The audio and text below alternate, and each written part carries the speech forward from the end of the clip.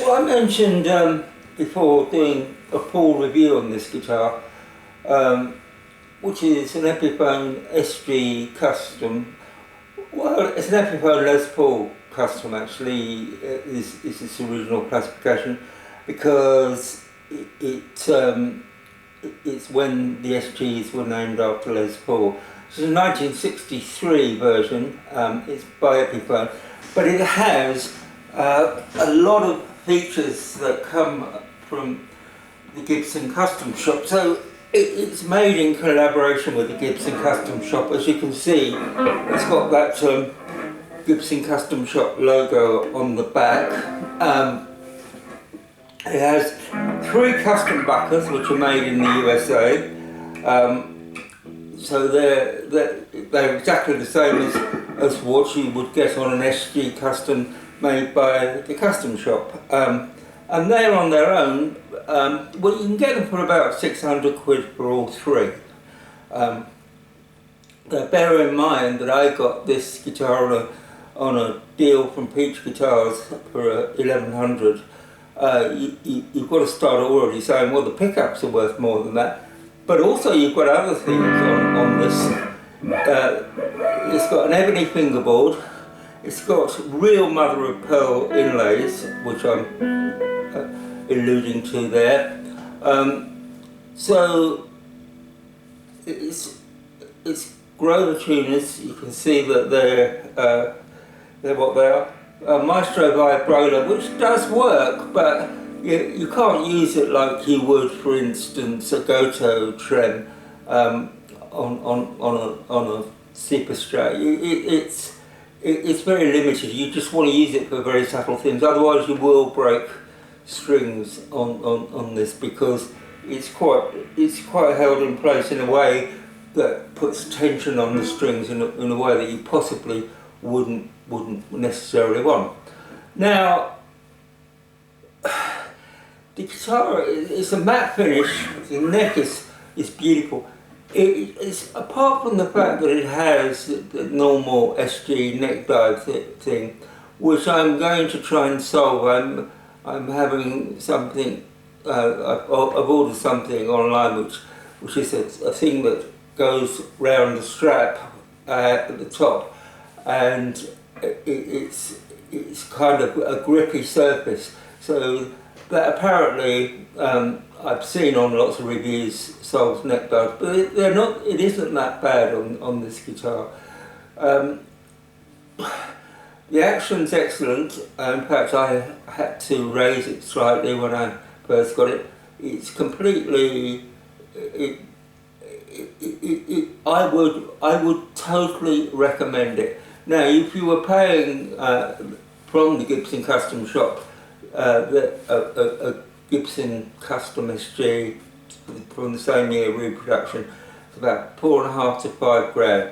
This, as I told you earlier, came in at that price with all of the attributes that the American one has. I mean, in fact, what they do is that the body's made in China and everything, and then they send it to America to be finished. So it's the best of all worlds.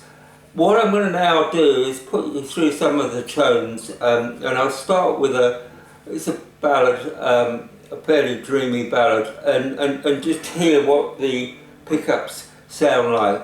I'll first of all give you a dirty or a distorted sound.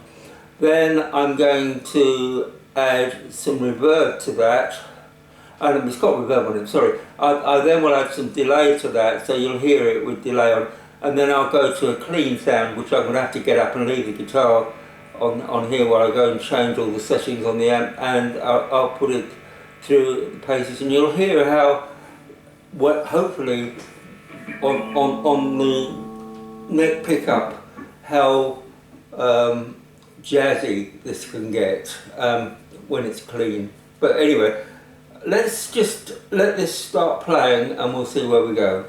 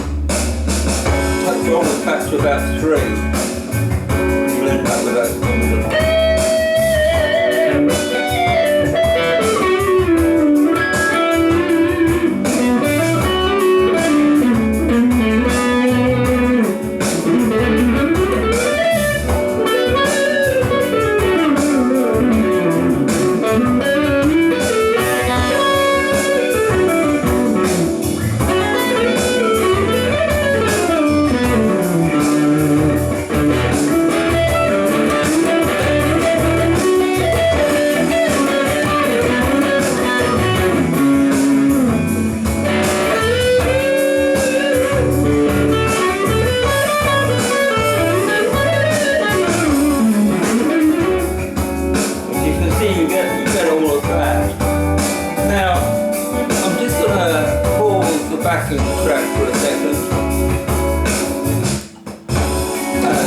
and try and put this on a clean sound, and we'll go for something jazzy, and then we'll go back to this with a load of echo with some power again. But let's just go to the jazz setting. So it's going to be clean, same track will continue playing, but it's this clean with a bit of chorus on it, and that's all really. And we'll see whether we can do what I would describe as a jazz setting. So once again we'll take a lot of the treble off the bass pickup, and we'll see where we go with this. So let's continue to play this backing track.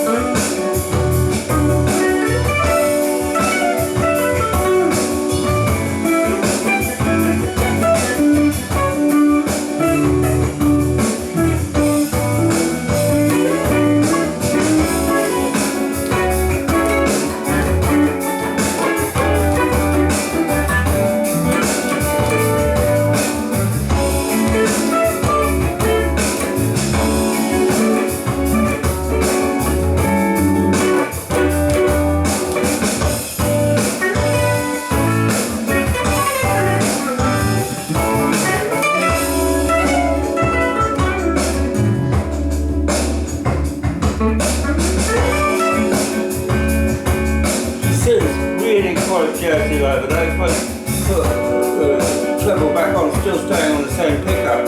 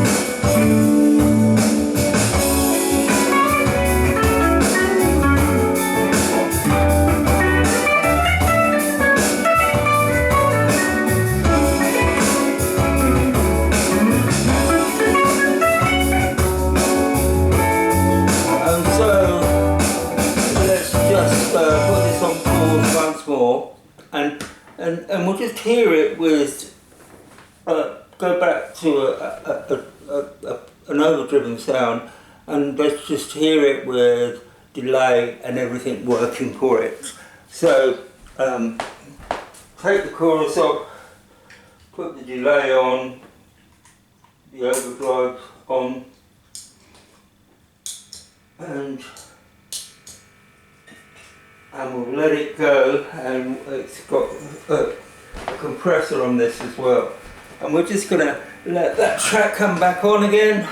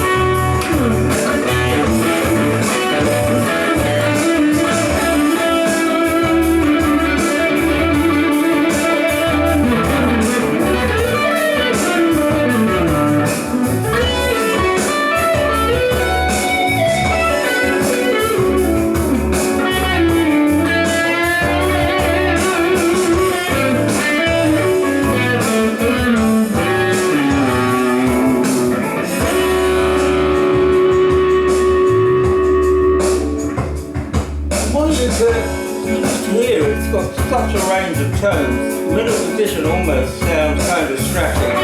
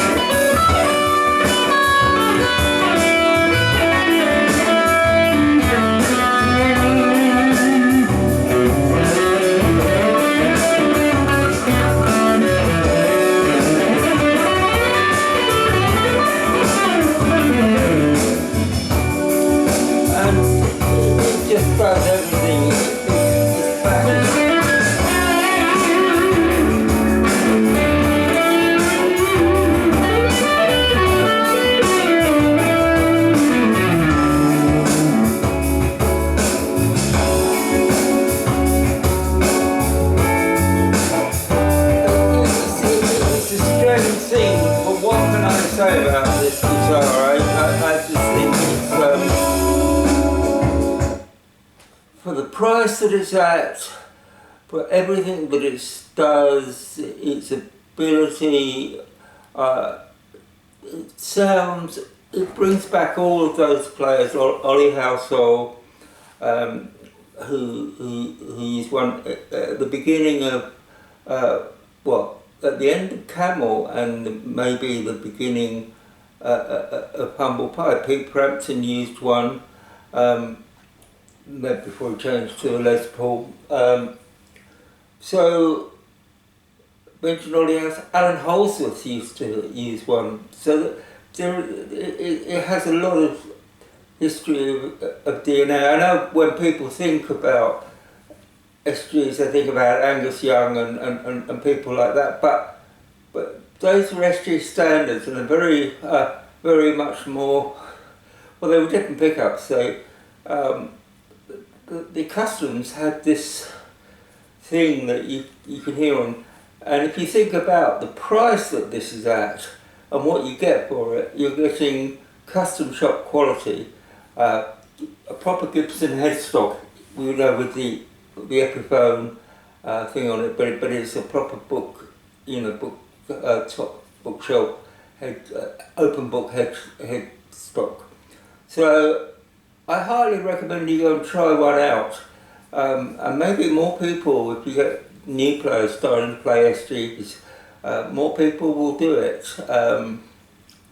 As I said, the biggest problem is the neck dive, but I've ordered something that I'll let you know when I get it, and I'll prove that either it does or it doesn't solve the neck dive problem.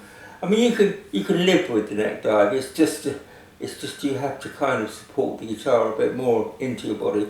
But if that's if what I'm getting solves it, there you go. Anyway, thanks for watching this. This is the review of the Epiphone SG, well, Les Paul Custom 1963, which is in effect the SG in white, as they all were at that time.